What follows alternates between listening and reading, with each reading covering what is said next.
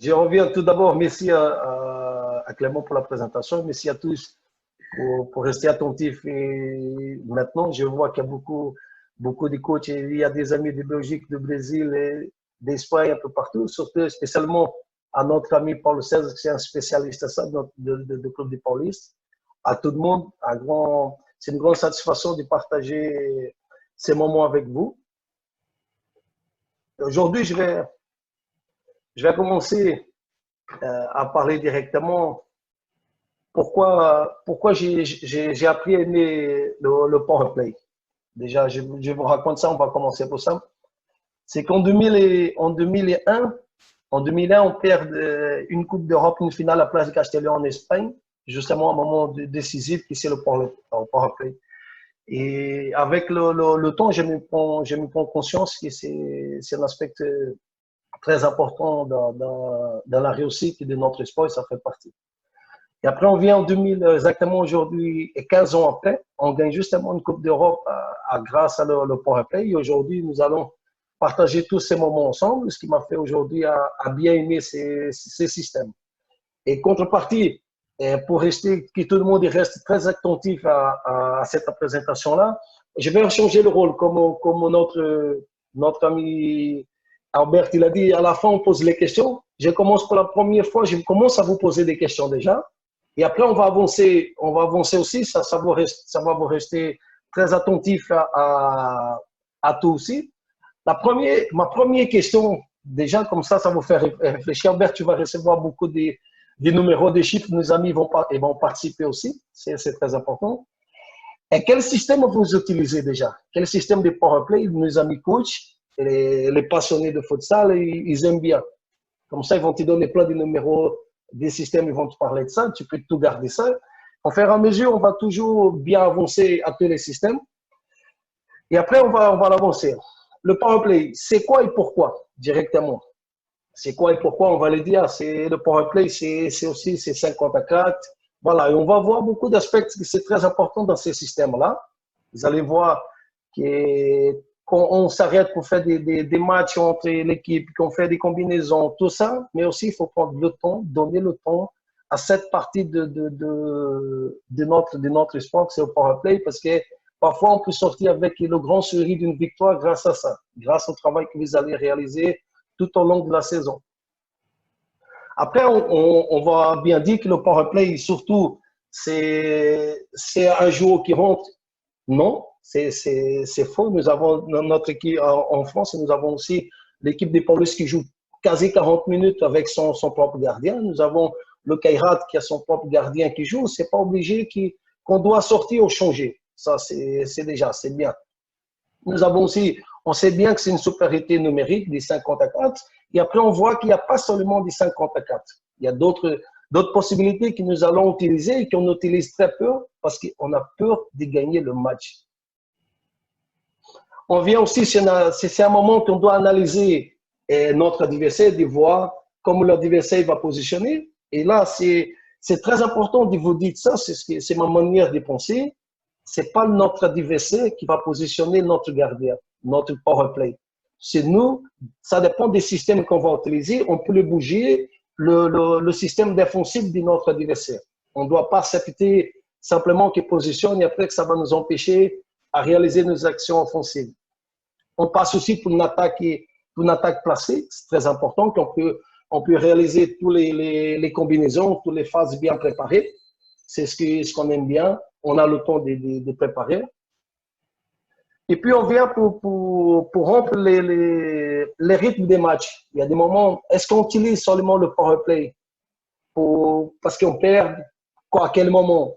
On fait partie du jeu, on sait bien qu'à n'importe quel moment, qu'on n'a pas un temps mort, qu'on voit que l'autre équipe est dans un temps très fort, c'est un moment aussi de casser le rythme, d'accalmer les esprits et l'adrénaline de notre adversaire. C'est aussi de jouer dans cet aspect-là que c'est très important, justement pour ne pas laisser nous dépasser à ces moments. Et on vient aussi, c'est une attaque, parfois, à la fois, c'est toujours, les défenses, ils sont toujours très basses. C'est très rare que les équipes viennent presser, ça dépend de deux moments que nous allons utiliser ces fameuses power play. C'est ça ce qu'on va l'aborder aussi tout au long de cette présentation. Est-ce que je vais utiliser qu'à la fin, quel moment je peux l'utiliser? On va l'aborder justement. On peut l'utiliser avec une défense basse. À un moment donné, les équipes ils vont tenter à nous presser. Ça nous arrive souvent. On passe maintenant. En quelle situation c'est là que je vais aborder avec vous? Vous allez participer aussi, comme ça fait réfléchir tout le monde. Dans quelle situation utilisez-vous, c'est ma deuxième question, voilà, quelle situation utilisez-vous votre power play? Est-ce que vous utilisez à la fin de match? Est-ce que vous utilisez quand on perd les matchs? Quel deuxième mi-temps? Quel premier mi-temps? Quelle période on va utiliser? On va tous aborder ça. À la fin, vous allez voir qu'entre-temps, nous allons voir toutes les réponses très importantes. Est-ce que vous utilisez seulement quand on perd? Je suppose que non. Le power play, c'est pour revenir au score. On a abordé bien, on peut revenir le score à tous les moments, mais on n'utilise pas simplement pour l'utiliser. C'est la plupart du temps, ça c'est une grande question que je pose à tous les amis coachs. Et là, c'est la deuxième question. Entre-temps, vous avez beaucoup de questions. Est-ce que vous utilisez simplement votre power play les 5 dernières minutes ou vous utilisez à l'autre moment? Ça, c'est garder la question et après, on va la voir des réponses. Albert, je pense que tu vas avoir beaucoup de travail parce qu'il y a beaucoup de questions. On vient pour le moment, c'est aussi une manière qu'on peut conserver le ballon. Si on mène à un moment donné, comme on avait abordé avant, à un moment donné qu'on est en train de gagner le match, on voit que l'équipe commence à presser. C'est une manière aussi de calmer le jeu, de conserver le maximum le ballon. Vous avez vu, il y a des vidéos qui circulent comme l'équipe de Gazprom en Russie qui fait tourner le ballon pendant 3 minutes et après ils vont marquer en power play. C'est aussi cette manière, ça fait partie du sport. C'est aussi pour conserver le maximum le ballon comme on vient d'aborder là. Justement, conserver, être patient, c'est un système qu'on doit être très patient de choisir bien ses joueurs justement pour ça. Il y a aussi ces deux manières qu'on peut l'utiliser. C'est aussi à 5 contre 4 et à 5 contre 3. Et c'est là que je pose beaucoup de questions. Parfois, on veut gagner le match, mais parfois, il manque un peu d'audace de chacun entre nous. Il faut les tenter. On ne va pas les faire. Si un joueur qui est l'adversaire qui a la rouge, 4 contre 3, c'est déjà bien, on est en supériorité. Mais si on peut augmenter cette supériorité aussi, on va les faire 5 contre 3. On a de risques. Dans la vie, il faut prendre toujours des risques. On ne peut pas rester, nous, on ne veut jamais laisser nos joueurs dans une zone de confort. Les joueurs ne peuvent pas rester, nous, en tant que coach, on ne peut pas rester dans une zone de confort aussi. Il faut avoir des défis dans la vie. On passe maintenant. Ça, c'est une question, c'est la première réponse pour tout le monde. Albert, tu vois s'ils ont bien réussi. Aujourd'hui, nous avons des systèmes que je les partagé en pourcentage. Tous les systèmes qu'on peut l'utiliser aujourd'hui, qu'on verra plus tard. Vous allez voir que par ces chiffres-là aujourd'hui, vous allez quel système aujourd'hui les plus utilisés dans le monde. Parfois, on sait que notre adversaire, il va mettre un gardien volant. Avec les yeux fermés, on sait bien comment ils vont positionner initialement. Après, bien sûr, qu'ils vont les changer. Aujourd'hui, vous allez voir, c'est le système qui est plus utilisé en 90%. C'est le système 1-2-2. Après, ça vient en égalité en 3%. Le 2-1-2 et la pyramide, qui nos amis espagnols, on va voir ils étaient au début des années 2000, ils ont dominé ces systèmes grâce à ça. Et après, le 4-1 et le 3-2, on voit en 2% comment ça va dérouler les choses.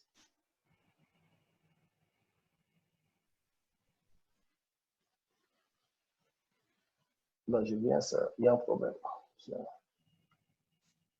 Un instant.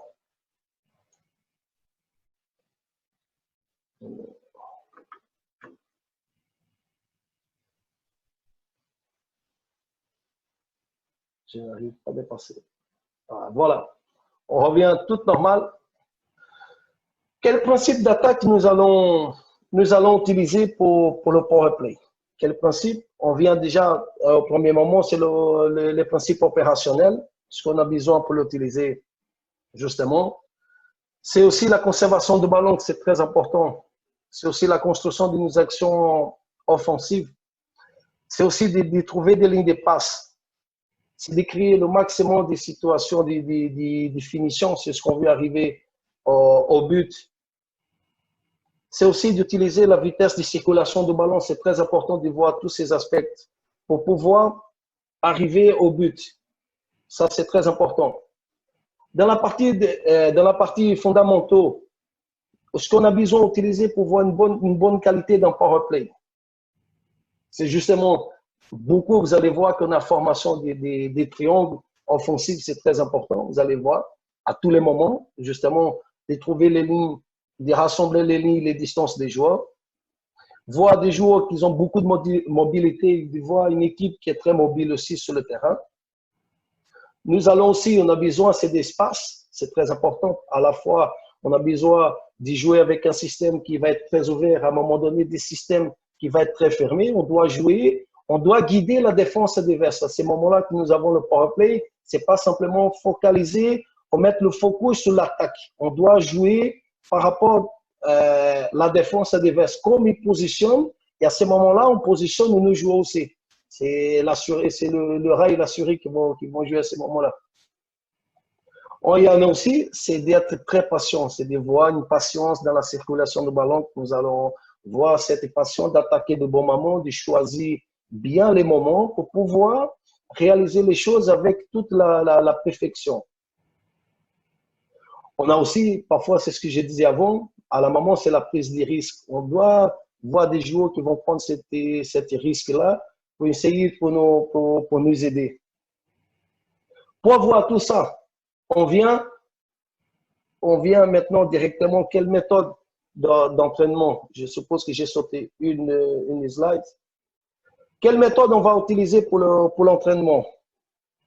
C'est justement les méthodes qu'on va utiliser, qu'on peut le mettre ça. C'est la réalisation des exercices pour automatiser les mouvements. C'est très important. Automatiser, c'est tout doit synchroniser. On doit tout bien synchroniser pour bien les choses partir avec toute perfection. On doit aussi d'avoir des entraînements avec des mouvements analytiques. On doit la répétition statique. Le plus important, c'est que nous, on sait ce qu'on veut arriver, mais on doit réfléchir aussi de le contraire dans la place de joueur, d'être dans la peau des joueurs, de savoir une bonne compréhension que le joueur il doit savoir exactement ce qu'il faut les faire, où ce qu'ils vont rentrer, dans quelle vision ils vont l'envoyer. On a aussi la répétition avec une défense active, bien sûr, par des moments qui soient actifs, qui rentrent dans l'adrénaline, vraiment à peu près de l'approche de la réalité de match pour sentir les choses. Vraiment, si dans tout ce qu'on a parlé dans les aspects fondamentaux, ça peut coller directement. Et on vient aussi à la fin, c'est des jeux réels. Après, appliquer vraiment cette situation de power play en plusieurs qu'on va l'aborder différemment cette fois. Quel choix? Comment on choisit? On parle directement là, pour le moment, on ne va pas parler de système. On vient directement, comment on choisit le power play? Si vous avez le joueur ou le gardien, pourquoi on va choisir pour les mettre? Mais à un moment donné, on a toujours, la plupart des équipes, on doit toujours trouver ces fameux gardiens, ce fameux power play, le joueur. Il doit avoir quoi comme qualité? Déjà, ces gardiens, ils doivent avoir une grande qualité d'adaptation, justement pour le power play. Il doit être sélectionné bien. Il doit avoir quelles caractéristiques et quelles qualités ces joueurs il doit l'avoir, surtout. Comment on va les faire les choses? Il doit avoir surtout, c'est un joueur qui a une grande qualité de passe. Ça, c'est très important d'y voir une vue aussi. Ça ne sert à rien de voir la qualité si le joueur il n'a pas cette vision de jeu. Et la vision aussi, c'est de voir, c'est une lecture de jeu, de la tactique, de la technique, de voir tout ça, de bien maîtriser ces aspects-là. On a aussi de voir un joueur qui il a le sang-froid. Dans le moment plus important, qu'il a toujours cette calme, qui peut gérer la pression et le stress, qui domine les choses bien. Il y a aussi des joueurs qui peuvent voir des positionnements corporels très importants. Nous avons aussi la bonne prise de décision. Il y a des moments où vous allez voir les joueurs, ils tentent à décider, mais qui ce n'est pas le moment de décider. Il y a des joueurs qui sont capables vraiment à décider de trouver le choix de la décision dans le bon moment. Ça, c'est très important et c'est très difficile à trouver. Nous avons aussi des joueurs qui aussi, pour voir un bon power play, c'est de voir des frappes, des courtes, des longues et des moyennes distances. Voilà, ça c'est des aspects. C'est vraiment des qualités que ces joueurs ils doivent avoir. C'est très important. On passe maintenant, je pense que ça c'est, on va rentrer. Comment je vois le power play? Exactement, je rentre directement. Comment je travaille, comment je peux le faire pour améliorer? J'ai dit que le powerplay, quand je suis en powerplay, j'imagine que je les prends deux sports qui m'aident énormément. C'est le basket et je prends le hand. Quand je suis en attaque, j'imagine que les équipes ils défendent comme de hand. Si je perds le ballon, ils ont la main. Le ballon, la main, tout le monde, une fois qu'ils ont fait l'erreur, c'est fini. Je peux pas. Et le basket, pourquoi le basket? C'est justement qu'on attaque, il y a énormément de mouvements, il y a les blocs. Je suis partisan des deux. Vous allez voir. Je le vois le terrain, comme je vois, on peut le faire le même sport, mais on peut voir des divisions différentes pour traiter les choses. On part en trois couloirs à principe, qu'on va utiliser tout au long des vidéos. On passe directement, on passait dans des couloirs en horizontal, maintenant on passe en vertical. Comment je partage les terrains, justement, pour aborder et pour progresser tout doucement à la fois. Et à la fin, c'est une de mes questions pour vous.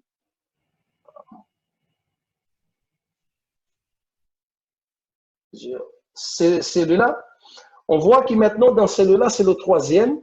Je passe à voir 6 couloirs et 6 zones. Et une autre question, comme ça on va l'aborder, vous voyez qu'il y a des numéros, il y a 9 zones où vous placez, vous gardez un volant, vous powerplay. À quel numéro mettez-là, Alberto il va l'avoir. Puis on voit un pourcentage, il est très fort à ça avec les statistiques. Quelle place on va les mettre? Vous mettez bien votre powerplay. Le numéro 1, le numéro 2, 3, le 4, le 5, le 6, le 9, le 8. Tout ça, c'est les questions. C'est comment on va l'aborder tout au long de cette présentation. Et là, je viens maintenant, comment on va le faire? Quel système on utilise dans le powerplay? Comme on avait vu, c'est le système plus connu ou moins connu qu'on va l'avoir. Le 1-2-2, c'est le système qu'on a vu 90% du public aujourd'hui, de tous les coachs utilisent dans toutes les catégories. C'est exactement ça. Après, on passe directement par le 2-1-2. C'était un système plus ancien et dès qu'on pouvait sortir de la zone, là, on commençait à utiliser, etc. Après, on passe pour le 3-2. J'aime bien, je l'appelle DL, en hommage à un de mes coachs là, Lucas Cranias. Voilà, parce que quand je faisais les L, on savait déjà ce qui est. On vient aussi au système pyramide, comme j'avais cité, que c'est mes amis espagnols qui, début des années 2000, ils ont maîtrisé tellement ces systèmes-là qui fermaient, il avait grandi la salle et diminué, c'était très important, c'était bien de l'avoir. Et après, vous allez voir à la fin, je laisse pour la fin parce que c'est le système que j'aime plus et j'explique pourquoi le 4-1. Pour tous ceux qui maîtrisent et ceux qui maîtrisent bien le 4-0 déjà, et on transforme, on peut replayer en 4-1. On commence par le système, vous allez voir tout en haut, comme j'ai partagé les 9 zones. Pour le moment, je vais les mettre dans cette carrière-là, dans cette zone, mon powerplay. Vous allez voir que par chance, c'est le numéro 6, c'est justement le numéro que j'ai joué pendant toute la carrière. OK? Il est positionné là. Vous allez voir, à principe, comme on va développer. À partir, on sait bien qu'il y a tous les mouvements, que ça reste le choix de chaque coach, de la vision de chaque coach. On vient, c'est un système comme on avait abordé, c'est le système le plus utilisé aujourd'hui dans notre sport. Automatiquement, quand on sait que le coach adverse dit je vais mettre en powerplay, là on imagine directement qu'il va venir comme ça. Et là, on doit être vigilant pour surprendre notre équipe adverse. Si on met le powerplay, c'est qu'on doit les surprendre. Mais on doit surprendre, c'est pas simplement par le minute ou par le système aussi. C'est un système aussi qu'on a beaucoup, la création de beaucoup de lignes. On est toujours là dans la création, on a toujours les mouvements, on a les carrés qu'on va rentrer, qu'on va diminuer. Et entre-temps, vous allez voir, ça c'est mon autre question, vous allez voir que je vais vous montrer les 9 carrés. Et vous allez voir qu'à la fin, faites attention à chaque système, combien de carrés comme celui-là, ils vont rester libres à chaque fois. Vous allez voir que dès que vous allez voir dans un système, vous allez trouver tous les vidéos aujourd'hui. Vous imaginez qu'il y a ces terrains-là. Vous allez imaginer que dans tous les mouvements, vous allez trouver le même nombre de carrés libres. Il y a juste un système que vous n'allez pas trouver le même nombre. OK, on avance là. Pour la finition des courtes, moyennes et des longues frappes, ça c'est très important. Dans les 3 zones, on peut le voir des gardiens, des powerplay qui peuvent utiliser les frappes. Nous avons aussi l'utilisation de la lajo dans ces systèmes. C'est très important. C'est un système assez qu'on doit utiliser vraiment pour grandir nos espaces. On passe maintenant pour des petites vidéos pour être plus réaliste. Je ne voulais pas prendre les vidéos. Vous allez voir un peu partout aujourd'hui comment on peut positionner. Vous allez voir au fur et à mesure qu'on monte, on va monter dans les zones. Pour le moment, je commence dans 3 zones en horizontal. On va les voir ici. Les mouvements, les choix, ça reste les mêmes. On ne va pas parler de le système défensif, comment on peut les faire. Vous allez voir la vision. Ce que je voulais montrer, c'est de voir des joueurs, la mobilité des joueurs, de voir qu'ils doivent avoir une bonne contrôle orienté. Les pieds, c'est très important. Comme vous allez choisir les bons pieds des joueurs, quelle fonction, comment on peut les faire. Vous allez voir qu'à ces moments-là, vous allez voir qu'il y a toujours, même si on descend de la défense le maximum, il y a toujours ces espaces, en 90%, c'est l'espace libre. Tout doucement, les joueurs, ça c'est la vision de votre joueur à chaque fois. Ces 3 options, parfois il a 4, vous allez voir qu'il a toujours une recherche de supériorité numérique, une position de la formation des triangles offensifs. Dans ces systèmes, on est beaucoup en 3 contre 1 et 2 et 3 contre 1 dans tous les systèmes. Vous allez voir dans tous les mouvements, nous sommes toujours en 3-1, justement pour gagner cette supériorité numérique, c'est très important. Là, c'est à gauche le deuxième. Si vous allez voir aujourd'hui, par chance, sur UEFA.com, il a publié une vidéo, qui est une vidéo de 2005, et justement, qu'on marque un goal, justement dans ces formats-là, sauf qu'il vient avec un bloc. Ça, c'est le choix numéro 1. On passe d'un autre modèle au powerplay de la même façon. Il y a le powerplay, c'est toujours pour le moment, initialement le 6, vous allez voir que c'est des joueurs qui sont très bien positionnés. C'est très important. Ces joueurs-là, le 5 et le 4, ils ne devaient jamais voir d'y être dans cette partie d'or-là. Il doit sortir encore plus, justement pour voir le moment qu'il reçoit le ballon, un contrôle orienté, pour pouvoir plus de chances, pour pouvoir marquer. Ça, on ne va pas parler de système, j'explique encore, de système défensif, c'est justement de système offensif, comment on peut créer, justement, voilà, nous sommes là dans la formation des 3 triangles offensifs. Les joueurs, ils ont toujours d'option, parce que chaque fois qu'on parle avec un joueur, il me dit, ah, mais le joueur, il a caché, j'ai pas d'option.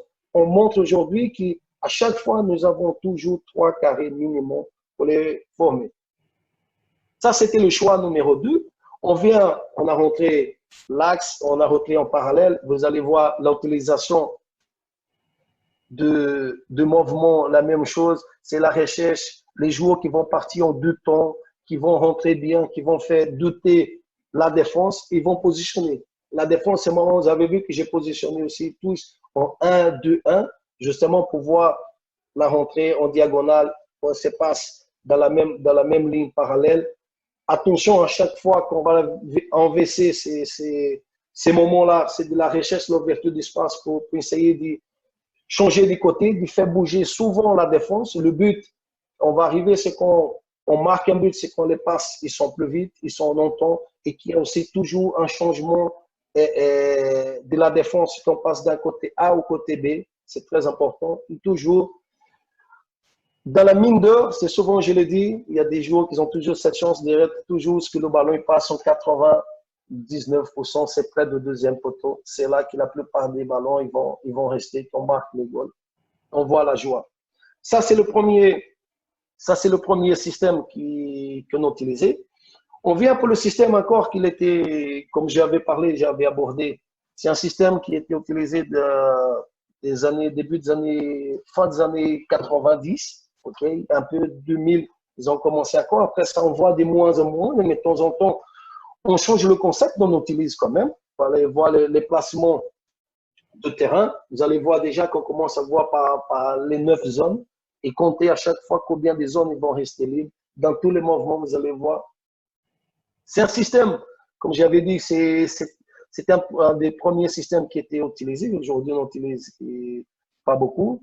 On voit ces jours, le numéro 6, au milieu, c'est un joueur primordial. Il a un rôle primordial. C'est lui qui va effectuer les blocs, qui va jouer. Exemple, les équipes ukrainiennes, quand ils réalisent ça, ils ont spécifiquement un joueur, justement ces joueurs-là, qui circulent sur le terrain sans toucher le ballon, mais qui font énormément un travail invisible. C'est le travail des blocs. C'est très important, qui joue pour la progression de son équipe.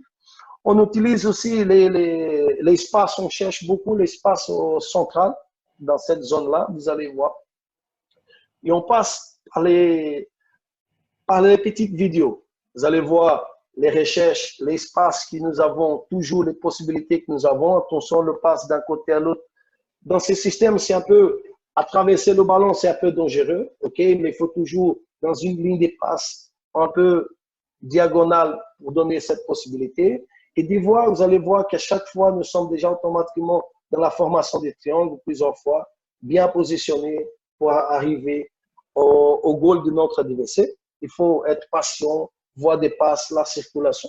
On va tous aborder tout doucement dans ces vidéos. Les prises de décision, à un moment donné, on doit les prendre. On doit circuler, on doit voir ces qualités-là pour pouvoir marquer les buts.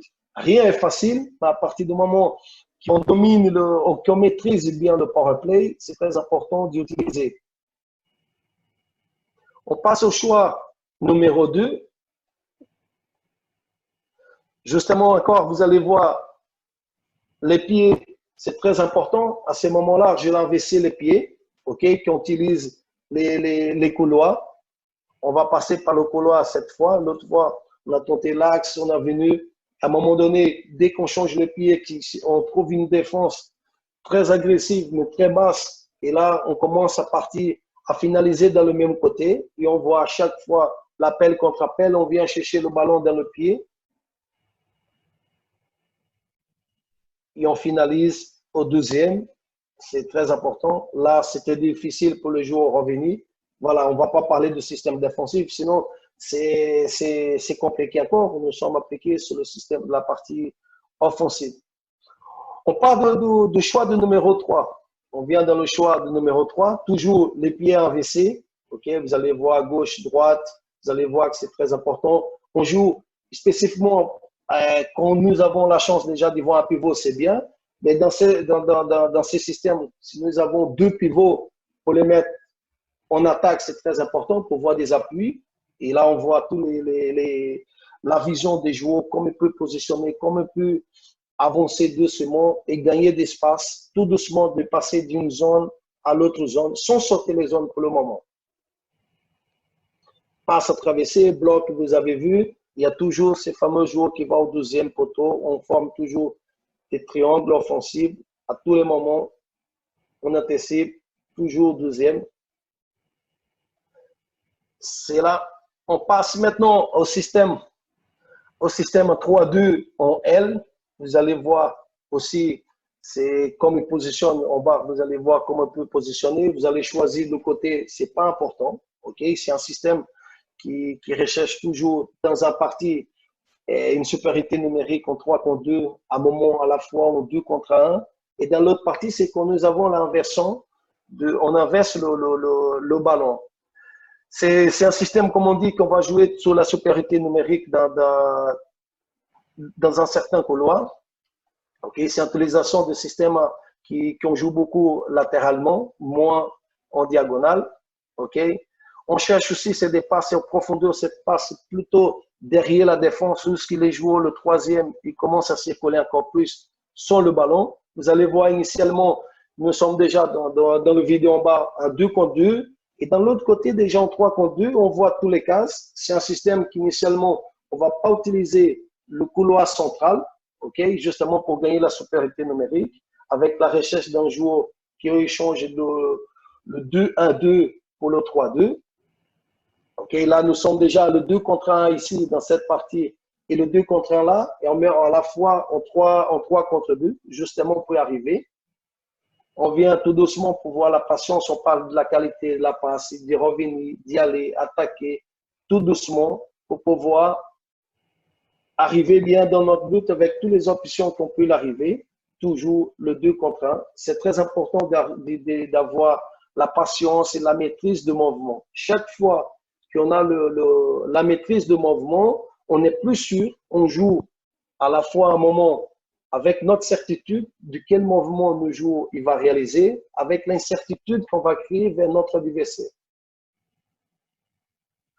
On passe maintenant au choix numéro 2 dans ces systèmes.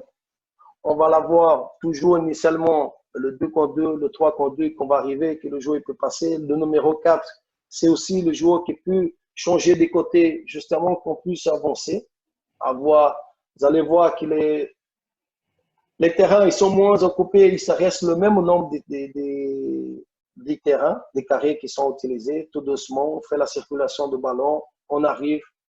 On voit 3 contre 2 ici déjà, on a création des 2 contre 1, on crée les doutes à tous les moments que le joueur il va défendre. C'est ce qu'on doit aller faire chaque fois, c'est de créer la doute vers notre adversaire. Il voit toujours dans toutes les parties de terrain une supériorité numérique.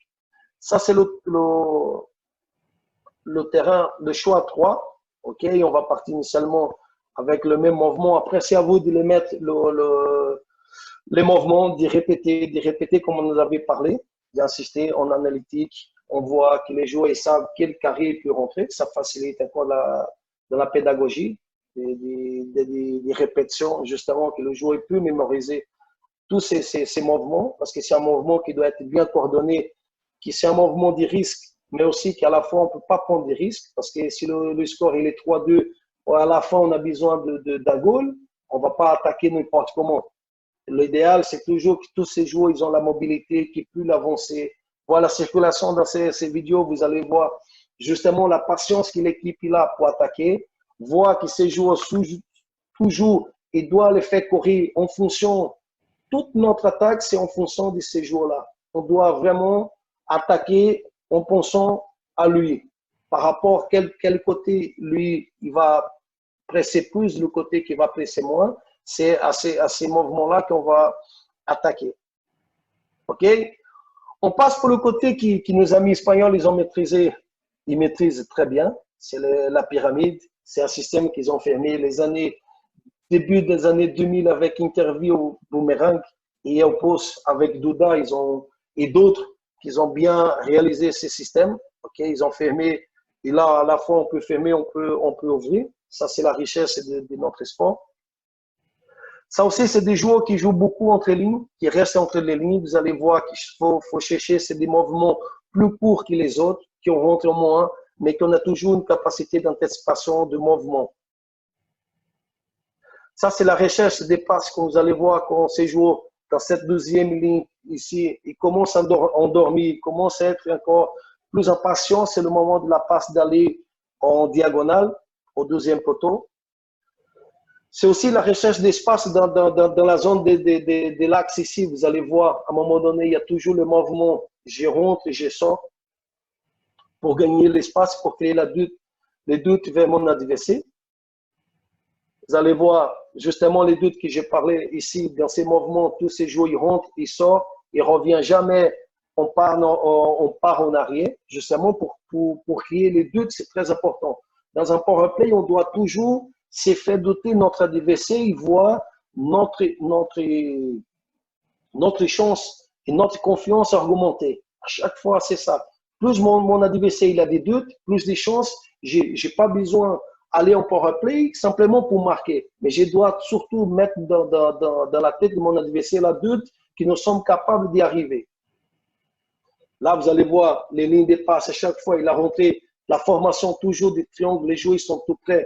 Et ça, c'est très important dans ces systèmes quand vous avez des joueurs gauchers ou droitiers. C'est justement que lui, il a des passes toujours en temps, qu'il soit bien positionné pour bien attaquer les choses. C'est très difficile le ballon arriver. Ça, dans une vitesse réelle, vous allez voir, ça c'est très important. Je voulais mettre un peu de doute à votre tête. Si je mets les vidéos réelles, vous allez voir comme le ballon il va très vite, surtout dans les parquets, vraiment. On passe pour le choix numéro 2. OK? On passe le choix numéro 2. Vous allez voir la formation toujours de triangle initial. On va rentrer les pieds droits, les pieds gauches. C'est très important. D'une côté, ici, c'est pas très important. Choisir le bon jour. Vous allez voir les mouvements. Ils vont circuler dans la circulation des ballons, dans la précision des passes et dans la précision des mouvements. Vous allez voir l'espace libre. Il n'a pas eu le ballon.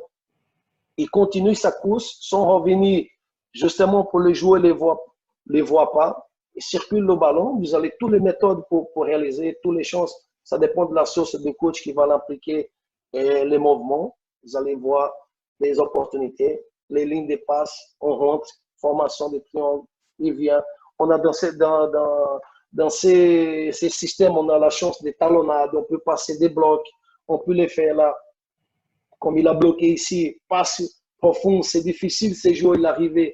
Dès qu'il arrive, il est un peu trop tard. Si on arrive en retard aussi, c'est une manière de gagner d'espace tout doucement en réalisant. Je répète, les mouvements, ils doivent être bien synchronisés. On passe maintenant au choix 3. Vous avez vu, on a fait déjà le ballon, l'axe, on vient le ballon sur le côté, le bloc. Là, on passe pour la troisième opportunité. Vous allez voir la vision de vos joueurs, la possibilité que nous avons justement d'utiliser. Ça, c'est, si vous voyez la réponse pour la question qu'on avait abordée. Si je mets toujours mon gardien à la fin, je perds le match. J'écris aussi déjà dans mon équipe une habitude de tenter pour tenter. Parfois, on va les dire, mais j'ai mis le gardien, il restait 3 minutes 5, mais j'ai tenté. Est-ce que c'est le moment idéal de les mettre? Est-ce que l'équipe adverse, il attendait déjà ces moments, elle attendait, alors elle a bien préparé. Alors, si je le mets un moment avant, est-ce que si je perds le match, un goal au 10e, au 7e, ça va me changer pour aller chercher le score qui est à la fin? Si je peux encore égaliser, si mon but à la fin c'est d'égaliser, je peux chercher l'égalisation bien avant en criant toujours la doute vers mon adversaire. Je ne peux pas laisser mon adversaire avoir la certitude qu'à la fin du match, il va imaginer que je vais mettre mon gardien, il va être mieux préparé. Ça, j'ai laissé pour la fin. On dit souvent le meilleur pour la fin. C'est un système que j'adore beaucoup. Okay? Pour ceux qui travaillent avec moi, maîtrisent aussi. C'est un système qui, je trouve, c'est comme le basket. Parfois, quand vous avez des bons joueurs de 3 mètres, des 3 points, c'est des moments que vous allez attaquer sans voir la peur de perdre le ballon. Pourquoi? Parce que si vous perdez le ballon, vous êtes déjà très bien positionné pour pouvoir récupérer. Parfois, on va les mettre, je vais mettre dans le football, le bassin, quand il était le grand bassin, on voyait, ils perdaient le ballon, on voyait comme des fourmis, ils étaient près du ballon. Ça, ce système, elle peut nous aider justement, dans le cas de perdre des balles, c'est justement de récupérer plus rapidement le ballon. Et vous allez voir aussi comment ils sont positionnés dans les carrés. OK? Pour la réponse, Alberto, je ne sais pas s'ils ont réussi. Dans les autres réponses, j'ai parlé, j'ai posé une question qu'il y avait 4 systèmes qui avaient le même nombre de zones qui étaient égales. C'est juste. Et dans ces systèmes-là, vous allez voir, c'est le seul système qui ont 5 carrés qui sont libres. OK? Il peut positionner comme vous allez voir initialement, si je choisis le 3 dans un côté ou l'autre, vous allez voir, c'est le seul carré qu'ils ont différent. OK? C'est un système très peu utilisé. C'est aussi la chance, si on était la chance de voir un Ferrand dans notre équipe, ça c'était bien parce qu'on positionnait là-bas des vents et après c'était difficile, quelqu'un gagnait des vents et le ballon il arrivait très facilement. Vous allez aussi voir que c'est un système qu'on cherche beaucoup des mouvements verticaux directement, c'est ces mouvements verticaux à tous les moments qu'on va enchaîner. Nous avons aussi souvent sur le côté, c'est une mélange. Ce système, c'est un peu du mélange des autres. Vous allez voir que je reviens à un moment donné au système 3-2, au L. Vous allez voir que chaque fois que le joueur 3, le pivot, il positionne sur un côté, on rentre presque dans un autre mouvement. Et vous allez voir qu'à la fin, tous les systèmes, ils s'y ressemblent. Initialement, vous allez voir une structure initiale. Et à la fin, cette structure, dès qu'elle est modifiée, on voit qui sont similaires d'autres. On voit maintenant les pieds. À ce moment, initialement, on a vu les pieds ils sont gauchers ou droitiers initialement. Vous allez voir. Là, je suis déjà 2 contre 1 dans cette partie ici. Je peux faire la passe. Une fois la passe, on entend, il a fermé ici parce qu'il va avoir de retard. Je viens directement, ça va être vite. OK, je rentre à ce moment. Ça, c'est le système initialement. Je l'ai mis tout ce qui c'est initial. Après, vous allez voir tous les mouvements, toutes les combinaisons, ce que vous voulez. Simplement, vous allez placer, et ça, vous allez me répondre aussi. Je l'ai mis. Dans ces systèmes, vous allez voir automatiquement, s'ils vont les mettre la défense en 1, 2, 1, vous allez voir que vous avez toujours ces passes-là en diagonale. Vous pouvez ces passes verticales. Et à un moment donné, vous allez voir que dès qu'ils vont bien comprendre, automatiquement, vous allez bouger la défense adverse parce que les joueurs, automatiquement, ils vont s'y placer en 2-2. Et dès qu'ils placent en 2-2, vous allez voir toujours la possibilité d'y rentrer, la passe qui va rentrer au milieu, vous allez créer les doutes au défenseur et vous allez toujours voir une supériorité en 2 contre 1. OK, vous allez voir, on passe les pieds, je les mets déjà, vous allez voir toutes les opportunités, toutes les chances, toutes les lignes de passe qu'il peut avoir avec les mêmes mouvements, avec des blocs, avec des rentrées. Lui peut venir ici. On bouge dans tous les mouvements, on peut voir la certitude. Il y a les passes, il y a les lignes de passe à tous les moments. Il a bougé. Je suis rentré, nous sommes presque en 3-2. Voilà, il a rentré ici. Il va doter ici, prendre là-bas. Je sais pas derrière ici, que c'est difficile lui tourner. OK, c'est très difficile. On revient à tous ces moments-là. OK. On passe pour le système, le choix 3. OK. On passe pour le choix. Vous allez voir initialement comme 1, 2, 3, 4, 5, comme j'ai parlé. C'est le seul système qu'on n'a pas. Vous allez voir qu'à partir du moment où vous avez vous associez les terrains, justement, les joueurs ils vont bien comprendre quel mouvement il peut les faire, quel mouvement il peut les faire. Il ne peut pas les faire. Il y a des moments, pourquoi ça ne fonctionne pas mon power play? Par moment, pourquoi il ne fonctionne pas? Parce que 2 joueurs, ils sont toujours dans le même espace, ils sont dans l'espace très court. Et après, un joueur, il peut défendre sur 2, parfois même la 3. Et c'est pour ça qu'on a toujours du mal à avancer. Voilà. Ça, pour finaliser, ça, depuis que je suis à Laval, je viens étudier, j'ai commencé à étudier le moment, comment je vais mettre le power play, à quelle minute. Et vous allez voir, c'est une de mes premières questions, vous allez voir dans l'aspect psychologique d'attaque ou de l'aspect psychologique et défensif, il y a une grande différence. Vous allez voir, quand je mettais les gardiens de 0 à 5, j'ai un pourcentage énorme. J'ai presque 100% ici des goals. J'ai pas. Si je mets ici, déjà de 5e au 10, vous allez voir que je marque 4 goals, mais je les prends 2. C'est déjà l'adversaire, il est encore, c'est le moment, peut-être c'est le moment de temps fort de mon adversaire. Ici, de 10 à 15, vous allez voir que c'est un équilibre. C'est que physiquement, les équipes, ils partent aussi. Je dois, l'aspect gagner mon power play, pas simplement dans la tactique, mais aussi dans l'aspect physique et psychologique. Je dois jouer à tous les domaines. De 15 à 20, c'est à la fin, quand les équipes, parfois, ils s'entraînent moins dans cette période où ils sont fatigués, mais surtout qu'ils ont déjà la pensée à la fin du premier mi-temps. Ils baissent le niveau de concentration. C'est à ce moment-là qu'on vient aussi très fort. On commence à jouer avec nos adversaires. Vous allez voir, quand je mets, par exemple, et ça peut, vous pouvez me répondre aussi, qu'on met à chaque fois, à la fin du match, les 10 dernières minutes, vous choisissez, les 10 dernières minutes, vous allez voir qu'on a souvent, on parle aujourd'hui que statistiquement, à le power play, on a plus de goals encaissés que marqués. Oui, ça c'est vrai. Mais comme vous allez voir dans les statistiques, vous allez voir quelle minute, vous allez voir que c'est la plupart, c'est à la fin. Et là, pour montrer, comme j'ai fait, si vous voyez dans ce tableau-là, vous allez voir que tout à la fin, dans le 37e au 40e, c'est le moment qu'on prend plus de goals. C'est quel moment on est meilleur, on fait ça. Quel moment je vais les prendre. Et là, c'est une grande difficulté que nous avons, eux, pour bien travailler. Voilà, de ma part, mes amis, très court, très active. Voilà, c'est ce que j'ai dit dans notre vie. Pour moi, c'était un grand plaisir de partager ces moments avec vous. J'espère pouvoir être autour de ce que vous attendez. Mais surtout, c'est que les choses sont faites avec le cœur, avec la volonté de bien réussir. OK? Si vous avez des questions, je suis là pour répondre à tout. Merci beaucoup, merci André, c'était magnifique, vraiment. Maintenant, on va ouvrir la place aux questions.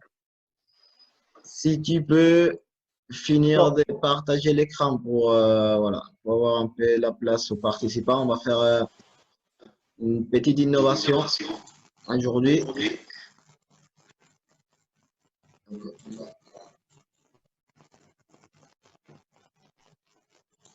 André, si tu peux, voilà. Il y a des moments, je sens, c'est des moments que je ne vous attends pas. Attends. Je sais pas s'il arrive. Voilà. Donc ça qu'on va faire, on va répondre les questions. J'ai déjà 2-3 questions notées.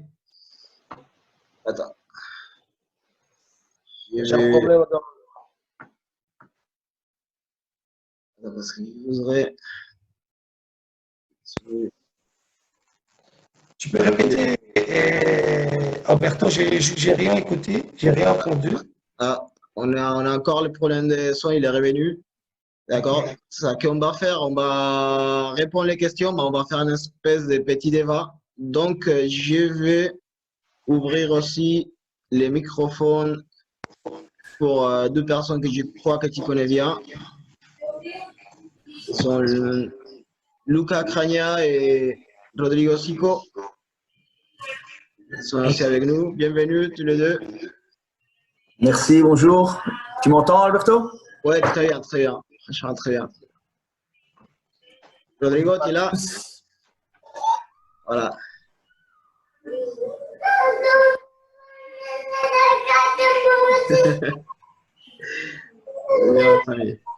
Donc, on va faire une chose. Les questions qu'on reçoit, on va essayer de. Première, ça sera André les répondre. Après, si Luca ou Rodrigo voulaient donner votre avis ou ajouter des choses, ça sera un débat, je pense, très instructif. Et même Clément et Rafa, je pense que votre microphone ils sont ouverts aussi, sinon je les rouvre. Et comme ça, on peut tous participer. Voilà. Bon, je coupe mon micro, je laisse vous autres, après j'interviens s'il faut. Bonjour à tous. Clément, merci pour votre présentation, très bien. André Vanderlei aussi, très, très bien. Merci pour partager votre savoir. Okay. On commence avec une question de Merdi qui nous demande: utilisez-vous un 5e joueur pour effectuer des combinaisons spécifiques, soit en corner ou en coup franc? Ouais, c'est très important. C'est un moment qu'on doit surprendre notre adversaire. Il y a des moments qu'on doit utiliser cette stratégie aussi. Dans tout, il faut créer les doutes à tous les moments à mon adversaire. Je ne peux pas laisser mon adversaire dans une zone de confort. OK? On ne peut pas utiliser. La seule chose que je suis contre, et je suis très vigilant à ma manière de coacher, c'est que je ne peux pas laisser mon adversaire, mon coach, réfléchir dans le match. Je dois le laisser toujours créer dans les doutes. Il ne peut pas imaginer ce qu'on peut faire. On doit toujours cacher notre attaque. S'il y a la possibilité d'un coup franc ou d'un corner, bien sûr, que j'utilise. Pour Luca, Rodrigo? Oui, par rapport à ça, je pense qu'André a bien résumé la situation. C'est important aussi de laisser l'équipe adverse réagir et pas agir. Réagir à une surprise qu'on peut faire ou à un système tactique mis en place sur un corner. On voit maintenant aussi beaucoup de fois le gardien adverse qui peut monter pour avoir une finalisation. Voilà, c'est tous des effets de surprise que l'on peut mettre en place pour mettre en difficulté l'adversaire. Si vous voulez ajouter quelque chose, Rafa, Rodrigo, Clément. Moi, je voulais les demander, André, parce qu'on vient de voir, c'était parfait, qu'on gagnant Et j'ai bien aimé leur exposé. Je voulais demander, André, c'est vrai qu'on a vu plusieurs systèmes et qu'on voit la façon de définir dans tous les systèmes.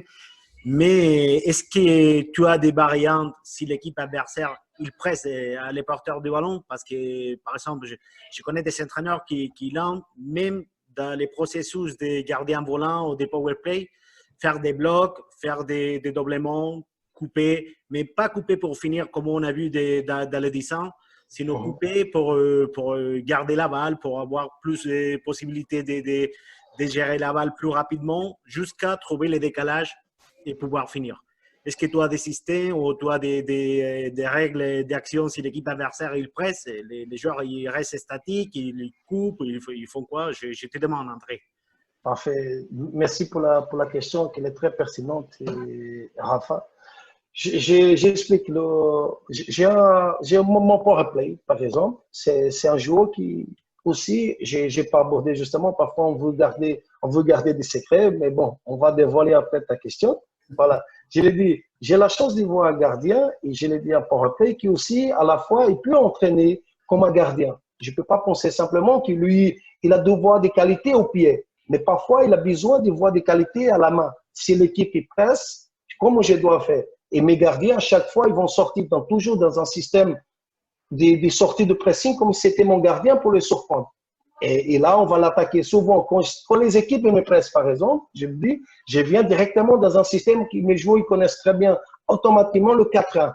Okay? Dès que je les vois qui commencent à presser, pourquoi? Parce qu'ils vont me presser à 2 ou 3. Je suis dans ma zone défensive, je suis déjà en supériorité numérique.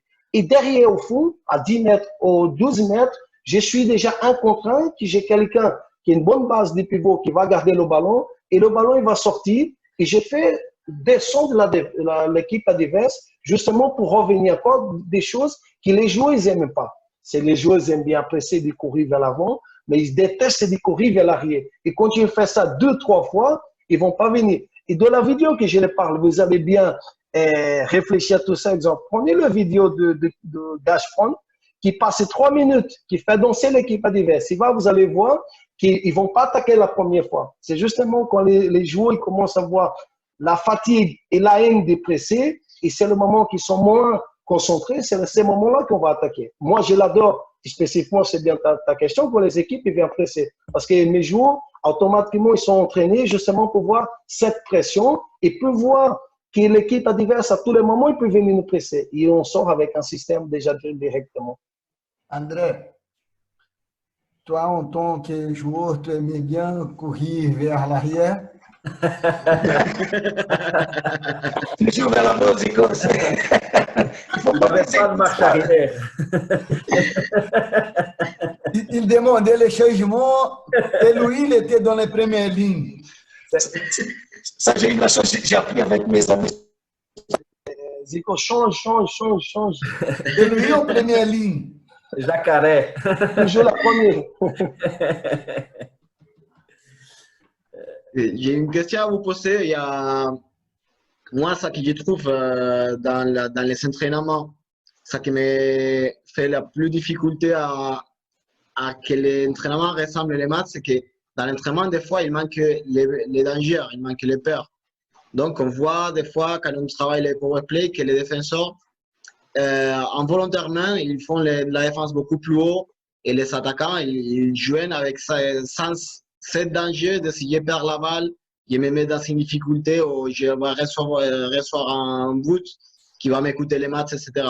Comment vous adaptez vos centres d'entraînement? Quelle méthodologie vous utilisez pour forcément que ces jeux, ça se ressemble beaucoup plus en situation de match avec ces dangers, avec cette peur d'une perte de balle ou une défense trop haute qui me fait prendre un bout derrière? Voilà, on abordait ça justement que dans le powerplay, il faut oser. Okay? Ça veut dire que je ne vais pas oser simplement quand je vais perdre le match ou à la fin où je vais les tenter pour tenter. Pour ça, je dois utiliser une méthodologie et une situation que je vais les mettre en difficulté tous mes joueurs. Mais je ne peux pas le faire ça qu'une fois de temps en temps, ou je ne peux pas le faire ça une fois par mois. Comment je travaille? Je travaille qu'à chaque fois mes joueurs, dans toutes les préparations, comme nous avons vu de 0 à 41 minutes dans plusieurs matchs différents, je commence à tester. Et à voir. Ils vont réussir, ils vont pas réussir. On voit justement pour voir ces automatismes. Je viens pour la partie d'automatisation. Comment je peux… Vous avez vu le troisième slide qu'on commence à voir des couloirs, les 9 zones. Okay? Quand j'ai fait les entraînements, j'ai placé parfois, exemple, j'ai placé 6 joueurs en attaque contre une défense de 4. Et à ce moment-là, on commence à voir la circulation de ballon. On commence à maîtriser le ballon. On commence à voir.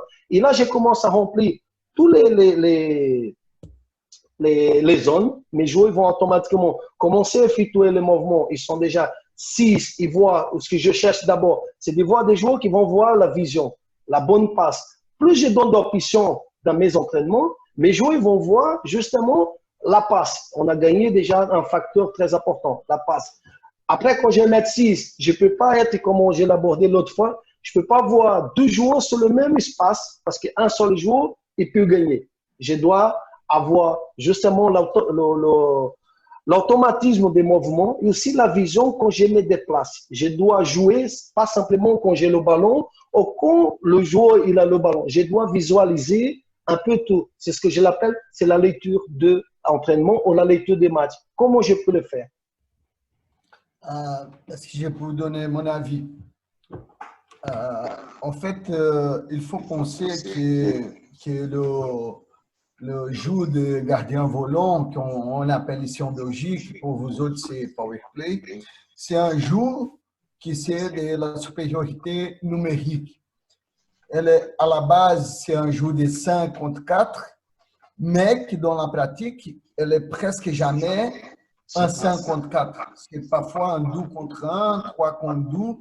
Un gros maximum, un 4 contre 3, si tu comptes les gardiens comme un défenseur. Il doit être compté comme un défenseur aussi. C'est mon point de vue. Donc, coach Mr. Alberto, il nous demande par rapport à l'entraînement.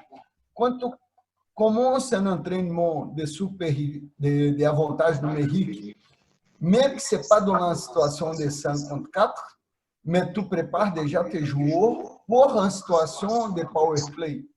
Parce que, comme André il a très bien expliqué, il a très bien montré dans les zones, presque tout le temps, tu cherches c'est un 3 contre 2, un 2 contre 1 ou un super avantage numérique. Donc, même dans des petites jeux de supériorité numérique, peut-être tu mets déjà les concepts de base pour les joueurs. Donc, c'est des concepts tactiques de groupe, né? Si on parle de 2 à 3 joueurs, les tactiques de groupe. Donc, tu commences déjà, même que peut-être inconsciemment pour les joueurs, à préparer pour cette situation de power play. On va dans une autre situation qui c'est très intéressant, les statistiques de coach André. Moi, je l'ai fait aussi dans mon équipe cette saison par rapport à le temps. Mais il faut, c'est pas que je ne suis pas très d'accord, c'est parce que les situations à chaque moment que tu mets les gardiens volants, elles se changent. Peut-être ce n'est pas dans les mêmes situations. Donc, je pense que dans un moment que tu as mis, tu étais mené. Dans une autre situation, tu mènes des 2 ou 3 goals. Donc, le stress, il y a moins de stress pour les joueurs. Parfois, tu mets à la fin du match, mais ton équipe gagne déjà des 7 ou 8 et tu essayes simplement pour trouver un autre modèle de situation. Donc, le stress est moins. Donc, je ne vais pas dire que je suis sourd, mais presque sourd, comme je connais bien André, qu'il y a ces statistiques aussi. Il cache de nous parce qu'il y a beaucoup d'adversaires ici. Mais donc, la situation du jeu elle est très importante pour analyser des résultats aussi. Et une autre chose aussi, nous, le but d'un entraînement, c'est de s'approcher le plus d'un match. Mais plus qu'on arrive à planifier ces entraînements, il ne sera jamais comme ça va rencontrer le match. Parce que les matchs, ben, il y a tellement de situations qu'on ne sait pas les mettre dans un entraînement. Donc, pour revenir à la question, je pense de Mr. Rafa ou Mr. Alberto, je pense que les entraînements, fractionner les entraînements, c'est une belle manière de préparer, qu'il soit sur un défense de 4.5, autre en pressing, si elle est plus bas. Donc, tu sais préparer ces jours. Bien sûr, là, il y a beaucoup de choses qui ça va arriver. Moi, par exemple, j'ai 2 fois 1h30 d'entraînement par semaine. André, peut-être il y a 5 fois 12 heures. Lucas, il y a 7 fois. Donc, tu dois s'adapter par rapport à ça aussi. Donc, c'est mon humble avis par rapport à ce qu'on est en train de discuter. Parfait, c'est cool. Parfait. Lucas, tu vas ajouter quelque chose? Non, mais seulement dire, bien sûr, le fractionnement, je pense, André l'a très bien fait avec les couloirs, les zones, et c'est dans chaque zone essayer de trouver une supériorité numérique. Donc, le fractionnement vraiment du jeu, en jouant le 2 contre 1, le 3 contre 2, c'est vraiment là la base du powerplay, du gardien volant. C'est montrer aux joueurs aussi que dans chaque partie du terrain, on se trouve en supériorité numérique par rapport où on se trouve vraiment sur le… et dans quelle zone est utilisée, quoi. Donc ça, c'est vraiment important. Moi, je voulais encore ajouter peut-être encore une chose, un détail qu'avec l'expérience, on peut voir. C'est on voit souvent des équipes jouer en powerplay et qui tournent le ballon, qui tournent le ballon, parfois 1, 2 touches de balle, mais qui finalement, c'est assez stérile. Et là, c'est un autre problème. Il faut parfois fixer la défense, pas oublier de fixer la défense, parce que si tu fais que tourner le ballon, à un moment donné, la défense, qu'est-ce qu'elle fait? Elle te regarde, elle bouge simplement. Souvent, on a des problèmes parce qu'on dit, ouais, on a une bonne circulation de balle, la circulation de balle est rapide, les passes sont bonnes, elles arrivent, mais il n'y a pas de finalité. Pourquoi? Parce qu'à un moment donné, personne ou ne regarde vers l'avant, ou alors stoppe le ballon et avance vers l'adversaire. Qu'est-ce que ça va faire? Ça va automatiquement déséquilibrer l'équipe adverse et peut-être tu vas retrouver l'espace de l'autre côté du terrain par la suite. Donc ça, c'est aussi un paramètre qui est important. C'est le pouvoir de décision et aussi le fait de fixer la défense. Qu'est-ce que tu en penses, André? Je suis d'accord avec toi, il a vu des échos. Aussi, c'est fractionner les entraînements, c'est très important. Il va toujours montrer à nos joueurs cette supériorité numérique. Il voit l'adrénaline de match, comme Zik l'a bien cité. On peut tout faire, mais on ne va jamais arriver à la même situation réelle d'un match. Mais aussi, c'est comme on peut atteindre cette partie. C'est pendant les matchs, c'est dans les situations différentes qu'on va arriver, qu'on va habituer nos joueurs. À des moments, ça va marcher, il y a des moments, il ne va pas marcher. Mais le moment qu'on va vraiment besoin, c'est tous les matchs qu'on a besoin, mais on va commencer à conditionner nos joueurs à avoir cette discipline et cette audace aussi qu'on va besoin le moment venu. Oui, tout à fait. Le but aussi c'est difficile on peut s'approcher, comme tu dis, le plus possible du match, mais un entraînement restera un entraînement, c'est pas une épée. C'est important aussi que quand on entraîne le powerplay, de veiller aussi à l'intensité et ne pas dire au sérieux, mais vraiment avoir de l'adrénaline dans le match, mettre des paramètres, ne pas uniquement laisser jouer comme ça. C'est vraiment des choses vraiment très bien à regarder. Donner aussi un but à la défense. Ne pas rester trop dans l'analytique. Je trouve que ça doit être quelque chose qui vient en étape par étape.